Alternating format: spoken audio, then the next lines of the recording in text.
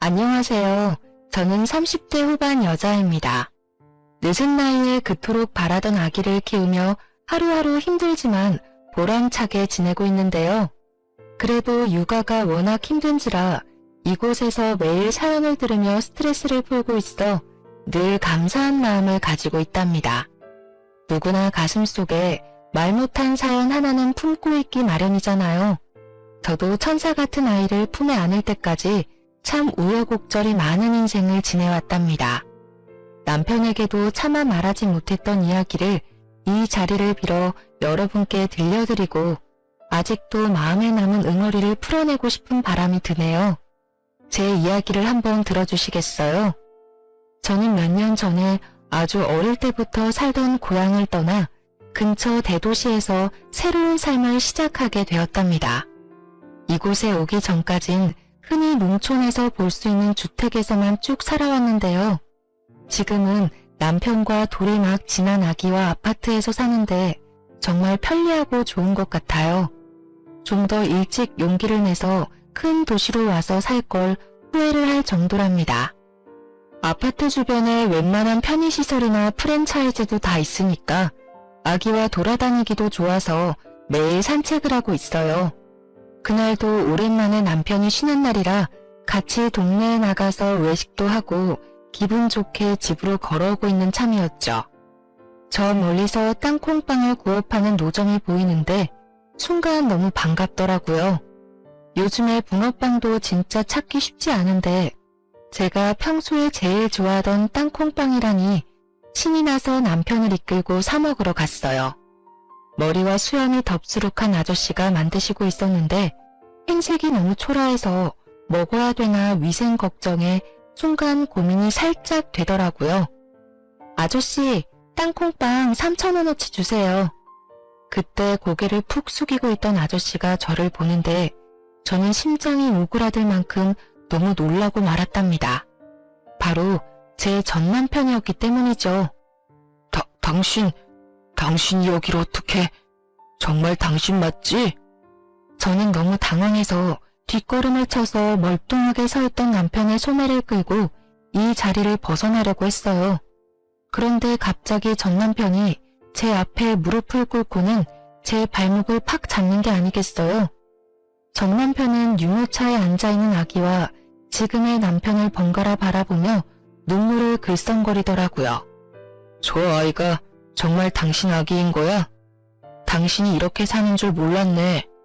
여보, 늦었지만 날 용서해 줄 순 없을까? 누가 당신이고 여보예요? 진짜 미친 사람이네. 여보, 얼른 가자. 몇 년 만에 전 남편을 만나니 그때의 악몽이 머릿속을 어지럽게 스쳐가면서 심장까지 빠르게 뛰더라고요. 그날은 어떻게 집에 왔는지 기억이 나지 않을 정도로 정신이 없었답니다. 도대체 저에게 어떤 일이 있었는데 이렇게 남편에게 학을 떼는지 궁금하실 것 같아요. 그럼 본격적으로 이야기를 펼쳐가 볼게요. 남편과 저는 계속 같은 동네에서 살았기 때문에 어릴 때부터 대충 아는 사이였어요. 초등학교부터 고등학교 때까지 학교가 하나뿐이라 계속 얽힐 수밖에 없었죠. 그러다 고3 때 짝이 된 후로 급격하게 친하게 지내게 되었죠. 남편의 부모님은 계속 농사를 지으셔서 남편도 대학에 갈 생각은 전혀 없고 졸업하고 바로 농사를 지을 거라고 하더라고요. 저는 어떻게든 다른 도시로 가보려고 수능 준비를 열심히 해봤지만 결국 지망했던 학교에 모두 떨어지고 말았어요. 사실 어릴 때부터 공부엔 별로 취미가 없어서 재수할 생각은 하지 않았고 읍내에 있는 약국 보조로 취직을 하게 되었답니다. 둘 다 대학에 안 가게 되니 더 자주 만나게 되더라고요. 대부분의 친구들은 큰 도시로 나가서 대학 생활을 시작했거든요. 남편은 읍내에 나올 때마다 제가 일하는 약국에 들러서 먹을 걸 사서 건네주기도 하고 퇴근할 시간에 맞춰 데리러 오기도 했죠. 그렇게 자연스럽게 데이트를 하고 3년 동안 연애를 하게 되었죠. 일찍 결혼해서 안정적으로 가정을 꾸리고 싶다는 남편의 설득에 휘말려 들어서 20대 초반의 나이에 결혼까지 하게 되었답니다. 이미 양쪽 부모님도 동네 이웃이라서 딱히 반대도 없었고 집안 수준도 비슷비슷해서 결혼식도 수준에 맞춰 평범하게 끝냈죠. 근데 결혼식 끝내자마자 시부모님이 이렇게 말씀을 하시는 거예요. 지금 사는 집에 민식이 방에서 신혼살림 시작해라. 따로 집 얻을 필요가 뭐 있냐. 민식이는 여기서 농사일하는데 읍내에 살 수도 없는 노릇이고. 여지껏 아무 말 없으셔서 전 당연히 나가 사는 줄 알았는데요. 집 얻어줄 거였으면 결혼식 전에 다 정했겠지. 어려서 그런가 맹해서 그런가 뭘 아는 게 없네. 그렇게 알고 니네 부모님한테도 그렇게 전해라. 혼수해올 필요도 없다. 저는 작은 원룸에서 시작해도 둘이서 알콩달콩 지내는 신혼생활을 하고 싶었는데 너무 황당스럽더라고요. 그렇지 않아도 남편에게 집은 언제 알아볼 거냐고 계속 물어봤었거든요. 그때마다 남편은 기다리라고만 하고 피하는 눈치가 있긴 했는데 사실 저를 시댁으로 불러들일 생각을 하고 있었던 것 아니겠어요? 원룸 알아보고 있다며, 부동산에도 다녀왔다며. 근데 시댁에서 살자니 이게 무슨 말이야? 너 나 속인 거야? 야, 속이긴 누가 속여. 말을 그렇게 하냐? 농사 짓는 게 얼마나 힘든지 알아? 그리고 맨날 새벽에 나가야 돼. 근데 어떻게 읍내에서 살아? 넌 그렇게 생각이 없어? 아니 그럼 처음부터 그렇게 말을 하던가. 그럼 내가 이해하고 시댁 들어갈 마음의 준비라도 했을 거 아니야. 뭔 마음의 준비를 해. 어차피 니네 집에서 바로 지척으로 옮겨와서 사는 건데. 친정도 가깝고 얼마나 좋냐? 넌 복 터진 줄이나 알아. 어떻게든 둘러대는 남편을 보자니 속은 것 같고 너무 답답했지만 결혼을 물을 수도 없으니 어쩔 수 없이 시댁에 들어가 살기로 했죠. 친정 부모님도 남편이 농사를 지어야 한다고 시부모가 이미 말을 해놨는지 그냥 들어가 살라고 말을 하셨답니다. 시골은 도시랑은 분위기가 많이 다르긴 하잖아요. 어른들 말을 더욱 따라야 하고 생각 없이 그냥 해야 되는 관습도 많고요. 심지어 남편에겐 2살 어린 남동생도 있었는데 남동생 방이 바로 옆방이더라고요. 민망하고 불편했지만 이젠 가족이라는 생각을 하며 시댁 생활에 적응하려고 노력했답니다. 농사를 짓는 집이라 그런지 친정과는 분위기가 많이 다르더라고요. 친정 부모님은 읍내 시장에서 속옷 가게를 하시거든요. 그래서 저는 시골에 살아도 농사일을 한 번도 해보질 않았어요. 친정 부모님은 집 마당에 작은 텃밭조차도 없는데 시댁은 쌀 농사에다 넓은 밭에는 진짜 다양한 채소들을 엄청 심더라고요. 제가 결혼한 첫 해에는 고추 농사를 크게 지었는데 제가 얼마나 호되게 당했는지 지금도 고춧가루라면 쳐다도 보기 싫답니다. 남편은 새벽 6시면 밭에 나가고 저는 8시에 읍내로 출근을 했는데요. 제가 출근하려고 방을 나오면 시모가 못마땅한 눈으로 쳐다보기 일쑤였어요. 지금이 한창 바쁠 땐데 저건 뭐가 중요한지도 모르고 분이나 처바르고 나가니 원. 어머니, 저도 나가서 일하는 거예요. 돈 버는 거라고요.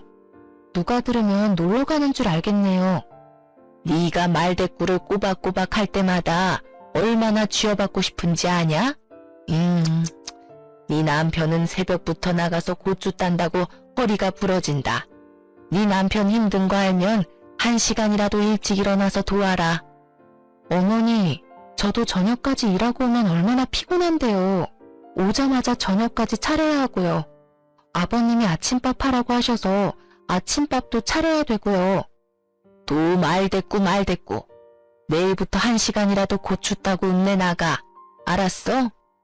시모가 저를 노려보고 쏘아대고 방으로 확 들어가 버리는데 진짜 화가 나더라고요. 제가 일한다고 화장하고 번듯하게 옷 입는 게 못마땅한 모양인 듯 했어요.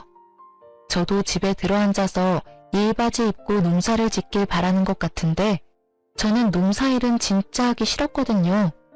거기다가 시부가 며느리한테 아침밥도 못 얻어먹는다고 앓는 소리를 해서 결혼하고 일주일 됐을 때부터 새벽 6시에 일어나서 매일 밥하고 국해서 밥 차렸고요. 시댁은 그동안 밥을 어떻게 먹었던 건지 농사지은 채소로만 먹고 살았는지 식탁에 고기나 생선 올라오는 날이 없더라고요. 그래서 제가 너무 먹고 싶어서 가끔 퇴근하고 고기를 사가곤 했거든요. 그럼 아주 시부모나 남편이나 도련님이나 걸신 들린 것처럼 고기를 먹더라고요.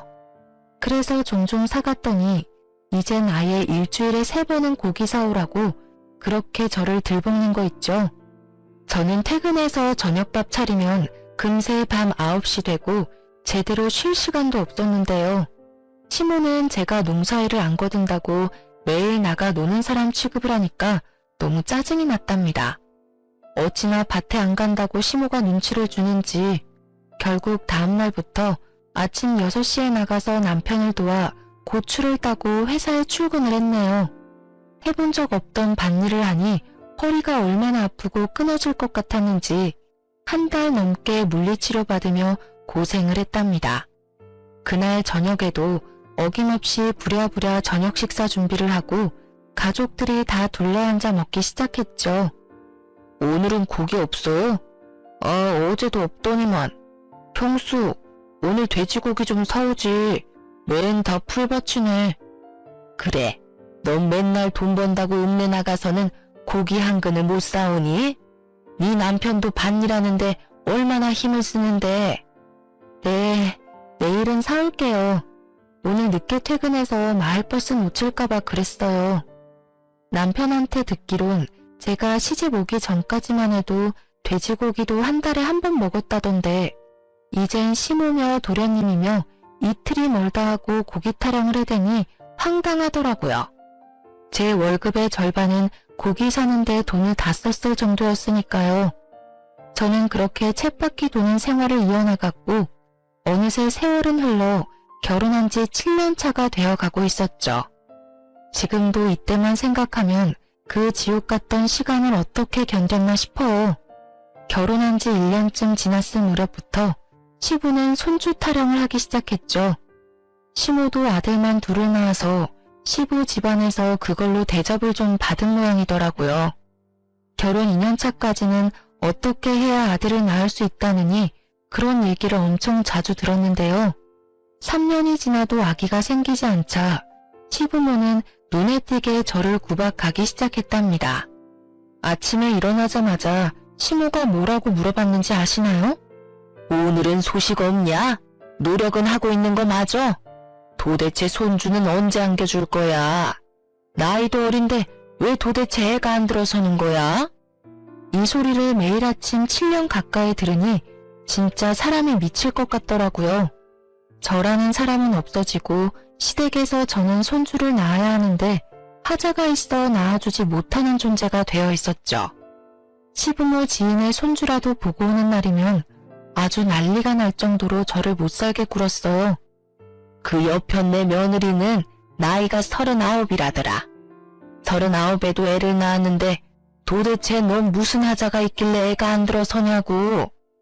그릇을 바닥에 던지는 건 예사였고 언젠가는 너무 화가 난다면서 제 뒤통수를 때린 적도 있었어요.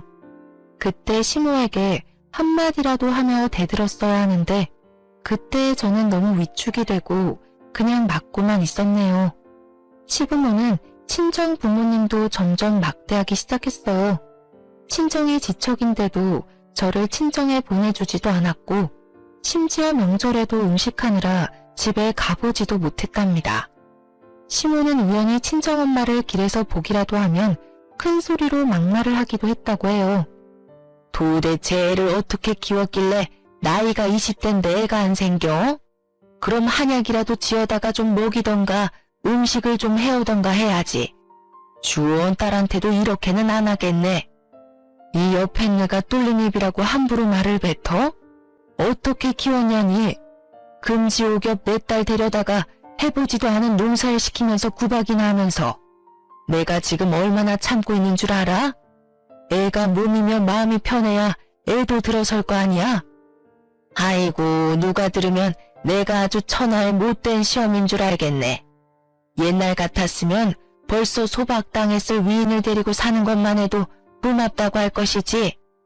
제가 이혼하고 나서야 저에게 말을 해주신 건데 그 당시에는 저에게 해가 될까봐 말도 못하시고 시모의 행패를 다 견뎌오셨던 거죠. 어쩐지 언제인가부터 친정엄마가 임신에 좋다는 한약이며 각종 즙이며 음식을 계속 챙겨주시더라고요. 저는 아무것도 모르고 받아먹기만 했었는데 엄마가 어떤 마음으로 준비를 해주셨을지 지금 생각해도 죄송해서 눈물이 난답니다.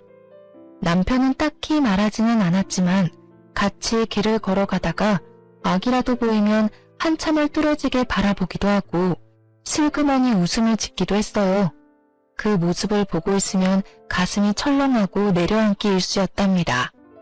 20대 초반의 어린 나이에 결혼을 했으니 사실 언젠가는 아기가 생길 거라 생각하고 여유롭게 생각했던 것도 있었는데요. 30대가 넘어가니까 점점 초조해지기 시작했어요. 난임에 대해 여러 가지 알아보다가 병원에 가서 제대로 검사를 받아봐야겠다고 생각했죠. 우리 병원에 가서 둘 다 검사 좀 받아보고 시험관 같은 거 해보면 어떨까? 그럼 큰 병원에 가야 되는데 여기서 그 먼 데를 어떻게 다니냐?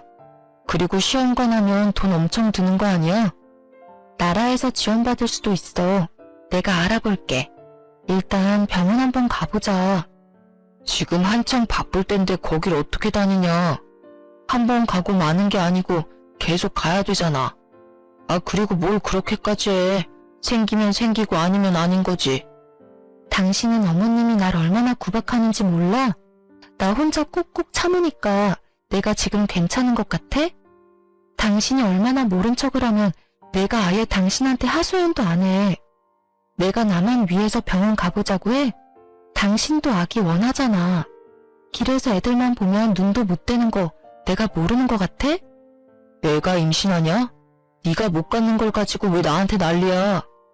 암튼 지금은 못 가니까 겨울에 좀 한가해지면 가든가 말든가 알아서 해. 남편은 성질을 내며 대화를 끝내버리더라고요. 저는 그 후로도 계속 남편에게 병원에 가자고 얘기해봤지만 남편은 미루기만 할 뿐이었죠. 임신하지 못해서 하루하루 속이 말라 비틀어지는 제 마음은 알아주지도 않고 점점 더 저를 무심하게 대해가더라고요. 친구에서 연인이 되어 오랜 기간을 사귀면서 우리 둘 사이에는 누구도 끼어들지 못할 친밀함이 있다고 늘 생각해 왔었거든요. 서로만 아는 비밀도 많고 공유한 추억도 어마어마하니까요.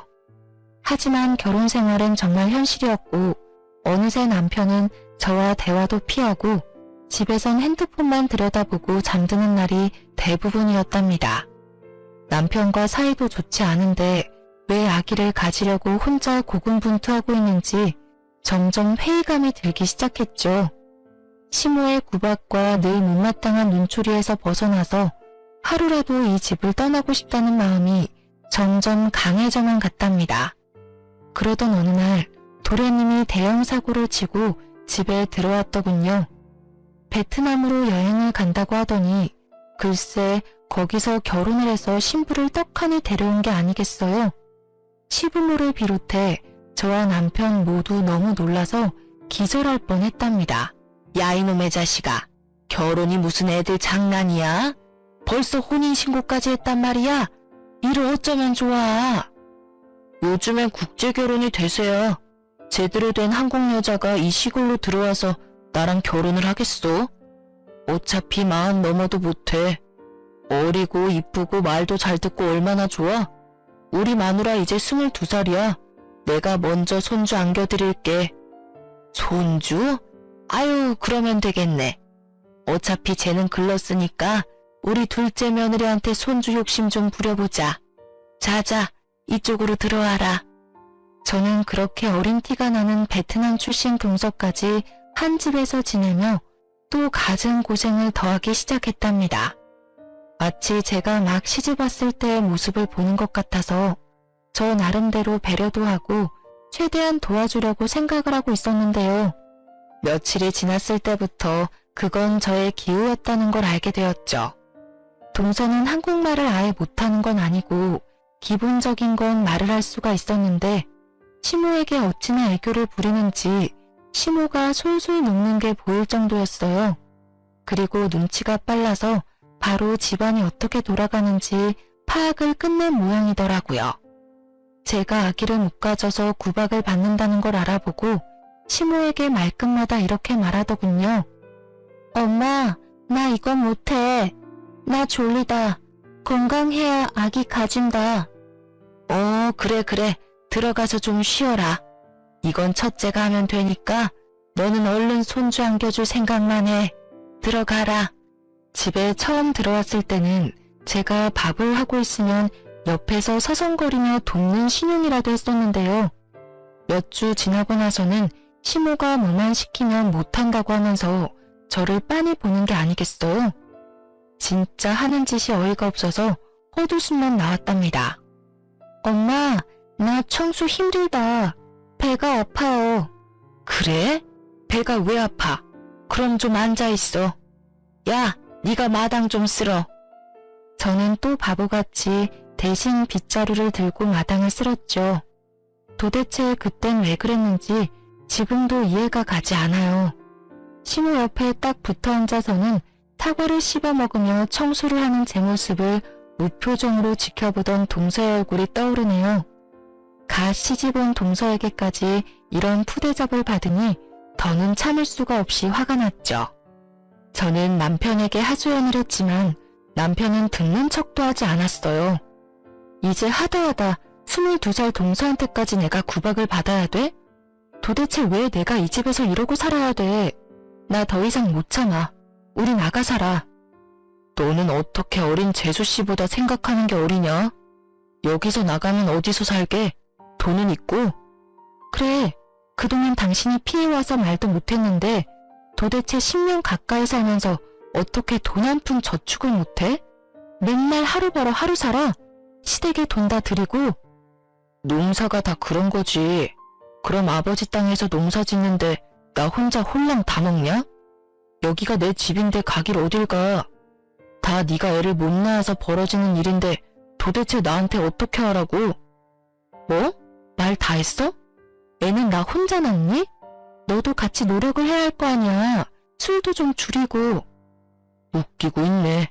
내 친구들은 나보다 술을 더 먹는데 다 애가 있는데 그건 어떻게 설명할래? 지가 문제 있는 걸 어디서 화풀이야? 에이씨. 남편이 저한테 말이라도 따뜻하게 해주고 공감해주려고만 했어도 이렇게 가슴이 미어지도록 서운하진 않았을 텐데요. 저는 모든 걸 제 탓으로만 미루는 남편에게 모든 정이 다 떨어져 버렸답니다. 시댁은 남편의 집이지 평생 청소하고 밥하며 살아도 절대 저의 집이 될 수는 없단 것도 확실히 깨닫게 되었어요. 저는 서서히 마음의 문을 닫아갔고 이혼을 절실히 생각하게 되었죠. 몇 달이 흘러 시부의 생일이 다가왔고 시모는 출근하려는 제 팔목을 딱 잡고 말하더라고요. 오늘 아버지 생신인데 뭔 일을 한다고 난리야. 오늘 하루 일 나가지 말고 장봐다가 생신상 딱 차려드려. 알았어? 어머니, 그럼 미리 말씀을 하시던가. 어떻게 오늘 당장 일을 빠져요. 아니면 저녁에 다들 읍내 나오세요. 오랜만에 갈비 먹으러 가요 그럼. 이게 아주 야가 빠져가지고는 밥하기 싫다고 수쓰는 거냐? 네가 갈비거리 사다가 직접 재서 만들 생각은 안 하고 내가 약국에 전화하리? 망신 한번 당할래? 충분히 직장에 전화해서 고래고래 소리를 지를 시모의 성격을 알기에 저는 어쩔 수 없이 하루 병가를 내고 생신상을 차려야만 했답니다. 해야 할 게 너무 많아서 동서를 불러서 같이 하자고 옆에 세워뒀는데요. 제가 말하는 걸 못 알아듣는 척하면서 자꾸 딴 척만 하는 거예요. 심지어 제가 시킨 일을 반대로 해놔서 제가 또다시 해야 하니까 손만 더 가고 너무 화가 났답니다. 동서, 씻어서 넣어야 되는데 그냥 넣으면 어떡해. 다 건지라고. 아, 비켜봐. 제가 동서를 밀어내고 다시 하고 있는데 옆에서 나지막한 동서의 목소리가 들려왔죠. 저는 들리는 욕짓거리에 제가 잘못 들었나 귀를 의심했답니다. 동서, 지금 나한테 욕한 거야? 내가 지금 잘못 들은 거야? 아, 진짜 피곤하게 하네. 애도 못 가지는 게. 뭐? 야, 네가 뭘 안다고 그딴 말을 해. 너 한국말 못한다며? 너 거짓말한 거지? 너 정체가 뭐야? 제가 소리 지르는 걸 듣고 시모가 달려왔는데 갑자기 동서가 뺨을 한 손으로 붙잡고 스르르 주저앉는 게 아니겠어요? 그러면서 동서가 엉엉 울기 시작하는데 진짜 황당해서 말도 안 나오더라고요. 뭐야, 너 지금 얘 때렸냐? 이게 아주 막 나가네. 감히 우리 손주 볼 몸에 손을 대. 갑자기 시모가 제 머리채를 확 휘어잡더니 마구 흔들기 시작했어요. 저는 너무 놀라서 그대로 당하고만 있다가 정신을 차리고 시모를 확 밀어냈죠. 그놈의 손주. 제대로 알지도 못하면서 왜 나한테 이래요? 내가 얘 때린 걸 봤어요. 오히려 얘가 나한테 욕을 했다고요. 다 필요 없고 나는 이만 꺼져줄 테니까 원하는 손주 많이 보세요. 이게 아주 간이 배 밖으로 나왔네. 진작 소박을 놨어야 하는데. 아이고 분통 터져. 어디서 저런 게 굴러 들어와서는. 저는 저에게 악을 쓰는 시모와 그런 저를 뒤에서 비웃으며 보고 있는 동서를 뒤로 하고 시댁을 뛰쳐나와 버렸답니다. 그리고 바로 친정으로 갔고 혹시나 남편이 찾아올까봐 큰 도시에 사는 친구 집으로 몸을 피해버렸죠. 참 황당한 건 제가 그렇게 집을 나왔는데 일주일이 지나도 남편에겐 전화 한 통도 안 왔다는 거였어요. 심지어 친정에 찾아오지도 않았죠. 친정 부모님도 분해하시면서 당장 시댁으로 쳐들어가겠다고 하시는 걸 제가 간신히 말릴 정도였어요. 그렇게 일주일이 더 지나고 저는 친구 집에서 나와 친정으로 돌아갔어요. 제가 온 걸 어떻게 알았는지 시모가 친정집으로 찾아왔더라고요. 너 우리 아들한테서 당장 떨어져. 며느리라는 게 집 뛰쳐나가고 누구한테 배운 짓거리야? 이참에 아주 잘 됐어. 우리 며느리가 아주 잘 아는 동생 소개시켜준단다. 우리 아들도 어린 여자 만나서 자식도 낳고 살게 당장 이혼해. 어머니한테 들었던 얘기 중에 가장 반가운 소리네요. 바로 이혼할 테니까 다신 우리 집 근처에 발길도 들이지 말아요. 알았어요? 저는 이미 이혼을 생각하고 있었기에 오히려 이렇게 시모가 헤어지라고 하니 고마운 마음이 들 정도였죠. 그리곤 마치 짠 것처럼 남편의 전화가 걸려오더라고요. 다음날 커피숍에서 남편을 만나게 되었답니다. 우리 그만하자. 이혼하고 너도 너대로 편하게 살고 나도 이제 그만 시달리고 싶다. 너 때문에 집안 조용할 날이 없다. 누가 들으면 내가 큰 잘못이라도 한 줄 알겠네. 나야말로 그 지옥 같은 집구석에서 해방시켜줘서 고마울 정도네. 새장가 간다며? 어디 한번 얼마나 잘 사는지 보자. 저는 남편의 얼굴에 제 도장을 찍어둔 이혼 서류를 던져버리고 커피숍을 나왔답니다. 그렇게 합의 이혼을 했고 집도 남편 명의가 아니었고 가진 것도 없었기에 재산 분할은 민망할 정도로 작은 액수만 받을 수 있었어요. 하지만 그런 건 상관없었답니다. 저는 10년 가까이 새벽에 일어나 아침밥하고 밤 늦게까지 설거지하고 청소까지 하고 잠드는 그 집의 식모였거든요. 더 이상 그 짓을 하지 않아도 된다니 이것보다 큰 위자료가 어디 있겠어요. 오히려 친정 부모님이 저를 대신해서 엄청 속상해 하셨답니다. 그 집구석에서 10년을 식모처럼 살았는데 돈 1,000만 원도 못 받고 나온다는 게 말이나 되니? 막말로 쫓아내는 머슴한테도 이렇게는 안 하겠다. 얼마 안 되는 돈 받으려고 그 집이랑 더 얽히는 거 싫어요. 기다린다고 돈이 나올 구멍이 있는 것도 아닌데요. 돈이야 내가 충분히 벌어서 살 수 있으니까 너무 걱정하지 마세요. 엄마야말로 다신 그 집과 연락하지도 마시고요. 저는 완전히 새롭게 인생을 시작하고 싶었어요. 그래서 큰 도시에 작은 원룸을 얻어 이사를 갔답니다. 밤낮으로 구인 공고를 보고 면접을 보면서 몇 주가 지났고 정말 다행히도 중소기업의 사무직으로 취직이 되었죠. 월급은 그리 많지 않았지만 저 혼자 소소하게 즐기며 생활하기에는 충분했어요. 오로지 저만을 위한 시간을 보내는 게 얼마나 오랜만인지 하루하루가 소중하게 느껴지는 나날을 보냈답니다. 그렇게 1년 정도의 시간이 흘렀고 저는 이혼의 아픔을 조금씩 회복해 나가고 있었어요. 그러다가 같은 부서에서 근무하는 대리님과 점점 친해지게 되었는데요.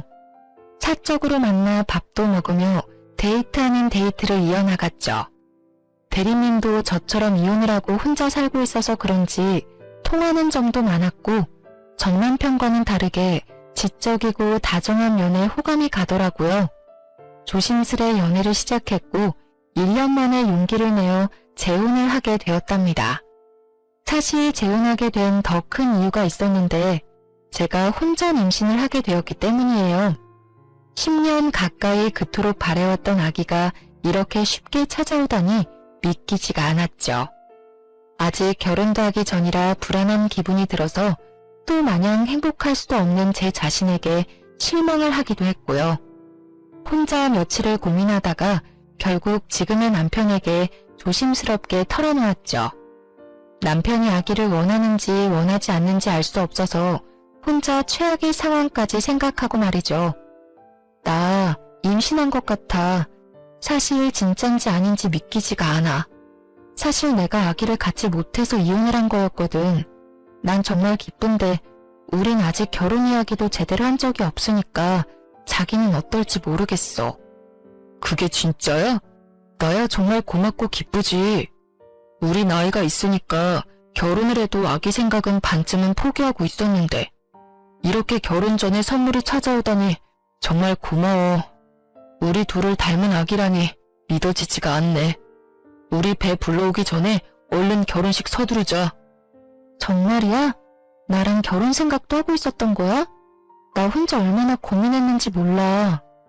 이 바보야, 당연하지. 당신이랑 처음 만나기 시작했을 때부터 결혼 생각했었어. 내가 그동안 믿음을 못 준 것 같아 미안해. 당신이 전에는 어떻게 살았는지 모르겠지만 이제 나랑 우리 아기랑 행복하게 살자.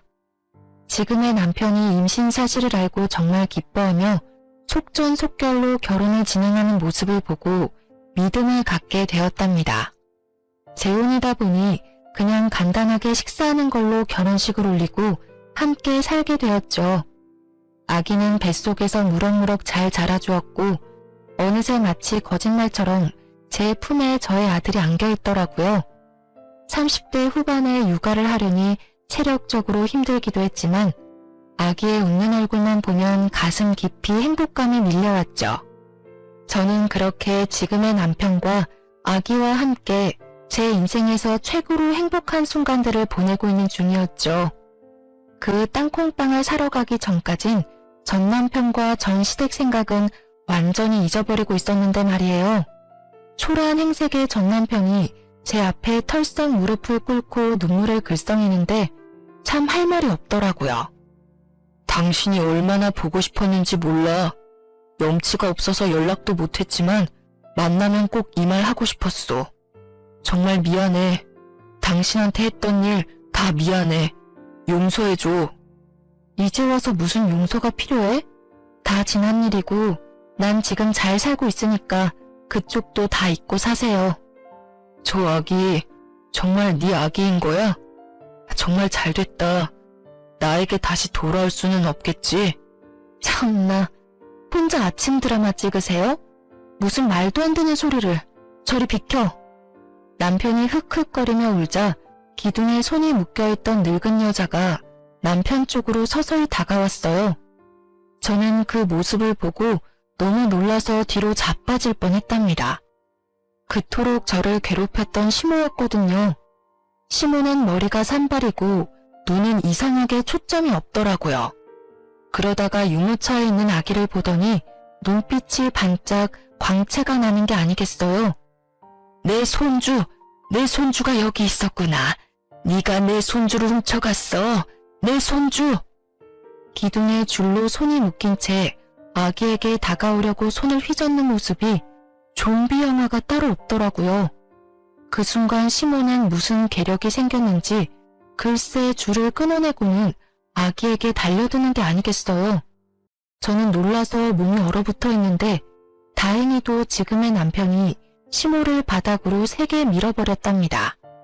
시모는 바닥에 내동댕이 쳐진 채 내 손주라고 계속 울부짖더라고요. 그 모습을 보는데 어찌나 오싹한지 저는 서둘러 남편 팔을 잡아 끌고 도망쳐버렸답니다. 우리를 뒤쫓아오려는 시모를 잡고 저를 멀거니 보고 있는 전 남편의 모습을 마지막으로 보았네요. 그 후로 며칠이 지났고 저는 일부러 전 남편을 본 쪽을 피해서 다녔답니다. 혹시나 다른 곳에서 마주치진 않을지 겁도 나더라고요. 결국 친정엄마에게 전화를 걸어 마주친 이야기를 털어놓았죠. 친정 부모님은 계속 같은 동네에 살았기에 싫던 좋던 시댁의 사정을 전해들을 수밖에 없었는데요. 저한텐 지금까지 아무 말도 해주시지 않았던 거예요. 제가 조심스레 물어보자 이제야 엄청난 이야기를 전해주시더라고요. 저와 이혼을 한 뒤에 남편은 한 달 만에 재혼을 했다고 해요. 베트남 동서가 친한 동생이라면서 소개시켜줬다는데 이미 한국에 살고 있어서 속전속결로 결혼식도 안 올리고 혼인신고만 하고 살게 된 거죠. 심지어 그 여자는 20살이었다고 하더라고요. 그런데 1년이 지나도 2명의 베트남 여자에게선 임신 소식이 들리지 않았고 시모는 점점 그 둘을 구박하기 시작했죠. 남편과 결혼한 여자가 시모한테 자기는 아무 이상이 없다면서 병원에 가서 확인을 해보자고 악을 쓰며 대들었다고 해요. 그래서 남편도 큰 마음을 먹고 병원에 가서 검사를 해봤고 결과는 정말 충격적이었죠. 남편이 바로 무정자증이었던 거예요. 그것도 모르고 10년 동안 그 모진 구박을 참으며 버텼던 제가 얼마나 바보 같았던지요. 전 남편 멱살이라도 끌고 검사를 하러 갔어야 했는데 말이에요. 지금 생각해보면 만약 그때 알았다고 해도 이혼이라는 결과는 똑같았을 것 같긴 하지만요. 남편은 검사 결과를 믿지 못해서 다른 병원에서도 해봤는데 같은 결과가 나오자 농사일까지 다 접고 술만 마시면서 집에 틀어박혀 있기 시작했답니다. 시부모는 그런 남편을 어쩌지도 못하고 농작물 수확도 못해 당장 쓸 생활비도 없는 지경까지 갔다네요. 그러나 더 큰 일이 닥쳤답니다. 어느 날 갑자기 도련님이 미친 사람처럼 온 집안을 헤집으며 다녔어요. 이것들 어디 갔어? 엄마, 이것들 나갔어? 어디 갔냐고? 누구? 네 처? 몰라. 아침까진 보였는데 어디 갔나? 그러고 보니 둘 다 코빼기도 안 보이네? 엄마, 큰일 났어. 여기 이 서랍에 땅 문서 있던 거 맞지? 없어, 없다고. 이것들이 다 들고 튀었다고. 뭐? 도대체 이게 무슨 소리야? 똑바로 좀 말해봐. 아침에 은행에서 전화가 왔는데 그게 벌써 몇 달 전에 내 이름으로 대출을 받았대. 그거 이자 갚으라고 전화가 온 거야. 그리고는 부동산 형님이 전화가 와서는 우리 땅이 팔렸다는 거야. 땅이 팔리다니 누가 땅을 팔아? 우린 땅을 내놓은 적도 없는데. 네 말로는 그것들이 다 팔아서 날랐다는 거야? 땅 문서 얼른 찾아봐. 아이고. 그렇게 경찰까지 와서 도망간 베트남 여자들의 행적을 쫓았지만 어디로 사라졌는지는 찾을 수 없었죠. 경찰이 알려준 바로는 한국에 들어오기 전부터 현지 브로커와 작당을 하고 한국 남자의 재산을 빼돌리려고 위장 결혼을 한 여자들이었답니다. 벌써 한국 남자와 몇 번의 이혼을 했고 한국말도 수준급이었다는데 시부모와 자기 남편들 앞에서는 한국말을 못하는 척했던 거였죠. 어쩐지 동서가 저한테 욕지거리를 내뱉을 때 진짜 본 모습을 본 것 같아 더욱 충격을 받았던 것 같아요. 시댁은 땅도 잃고 거액의 빚까지 떠맡게 되었답니다. 그야말로 집안이 완전히 풍비박산이 나버린 거죠. 시부는 땅이 팔렸다는 걸 알고 중풍으로 쓰러져서 아직까지 집에서 거동도 못하고 누워있다고 해요.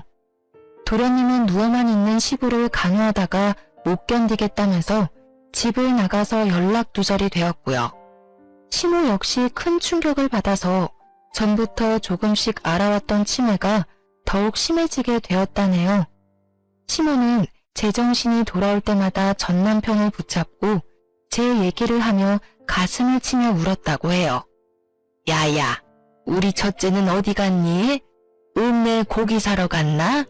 요즘 들어 통 보이질 않는다. 무슨 소리야, 엄마가 내쫓아놓고는 이제 와서. 이게 다 엄마 때문이야. 그놈의 손주가 뭐라고 그렇게 구박을 해대더니. 아니 그럼 걔가 집을 나갔단 말이야? 앞장서라. 친정집에 있을 거 아니야. 얼른 잡아오게. 걔가 나간 게 아니라 엄마가 이혼시켜 내쫓았다고. 나한테 그 베트남 기집애랑 결혼하라고 손주 봐야 된다고 꼬드기지만 않았어도 우리 집 이렇게는 안 됐을 거야. 엄마 손주 욕심 때문에 다 망해버렸다고. 당연히 잘 살길 바라진 않았지만 이 정도로 처참하게 망해있을 줄은 상상도 못했었는데요. 시모가 손주 욕심을 부리다가 벌어진 일이라 자업자득이라고 밖에 할 수 없을 것 같네요. 당장 먹을 쌀도 없는 지경에 이르자 전 남편이 정신을 차려야겠다고 생각을 했나 보더라고요. 친구들에게 돈을 빌려다가 땅콩빵 장사를 시작하게 된 거였고요. 집에는 이미 시부가 누워있고 정신이 나간 시모를 집에 같이 둘 수가 없어서 장사하는 곳마다 어쩔 수 없이 데리고 다녔다는데요. 시모는 치매가 걸렸어도 손주는 포기를 못했는지 길에서 아기만 보면 내 손주라고 악을 쓰며 빼앗아 가려고 했다고 해요. 아기 엄마들은 도둑년이라고 때리려고도 해서 벌써 경찰서에도 몇 번이나 다녀왔었다네요. 그래서 결국 전 남편이 시모가 움직일 수 없도록 묶어두고 장사를 하게 되었던 거죠. 내가 다시는 그 집구석 얘기는 너한테 하지 않으려고 했다. 혹시나 그 집 인간들이 널 찾아갈까봐 네 아버지가 엄청 단속했지. 다 너한테 저지른 일 되돌려 받은 거니 난 오히려 속 시원하다. 이젠 그 집구석 얘긴 다시 물어보지 말고 지금 네 가족하고 잘 살기만 해. 친정엄마는 이야기를 끝내시며 저한테 더 이상 궁금해하지 말라고 못을 박으셨죠. 그래도 오랫동안 함께 지낸 세월이 있어서 그런지 시댁의 나쁜 소식에 마냥 기쁘지만은 않았지만 한편으론 속이 시원하기도 했어요.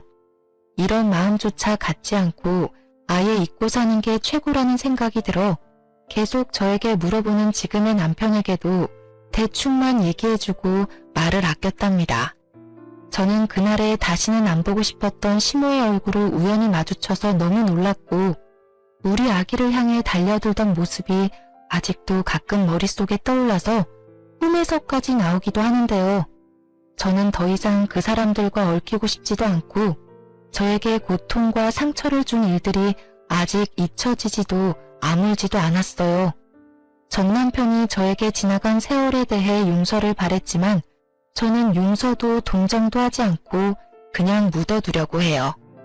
그냥 현재의 남편과 아기와의 새로운 삶에 더욱 집중하려고 한답니다. 툭툭 털어버리고 제 행복을 찾아가는 게 가장 현명한 복수라고 생각하거든요. 지금까지 저의 사연을 들으셨는데 어떠셨나요? 물론 저보다 더 기막힌 사연을 가진 분들도 많지만 저의 지나온 세월도 만만치 않다는 생각이 들지 않으시나요?